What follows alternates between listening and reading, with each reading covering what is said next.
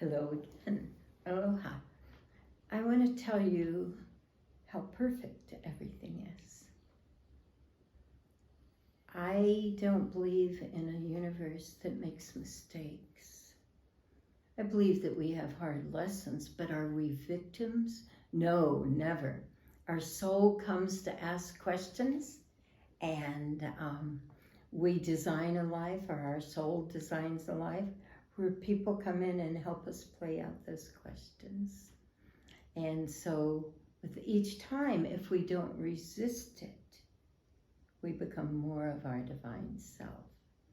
So, for example, I would say that my being born disabled was perfect because it kept me from being indoctrinated. It kept me so that everything happened just between me and God, me and my soul. And I never see anything, including difficulties with loved ones or times when we so-called don't have money or whatever. It's always to teach us what we need to learn. For example, I think I've told many of you that we adopted 17 kids, but there were always so many more kids there. And I never knew what we were going to eat because neither of us were working jobs. We were both disabled. And so we would have oatmeal for breakfast, I knew that. And then every single day for 22 years, not a single day were we not abundant. Even if we didn't know where lunch was going to come from or how we were going to buy shoes for the kids, all we would do is sit down in morning circle and say, oh, well, wouldn't it be fun to have this? How many people want new shoes? You know, or whatever. And sometimes it would be a truck that would pull up and just be filled with vegetables. Sometimes a restaurant would call up and say, we have all these leftovers. Please come get them. The most bizarre time was when the food bank called up and said, we have 2,000 pounds of M&Ms. So the kids thought that was going to be fun. So Snow took them in the truck and they went and got, they didn't take all 2,000 pounds, but they had a whole bunch of boxes of M&Ms. So we made a rule, you can only eat these many M&Ms a day. But pretty soon, there were so many M&Ms left over that people started using them for barter, for trade. Like they'd say, I'll do your chore if you'll give me your M&Ms or whatever. And so then they became money. It was really cool and never a problem.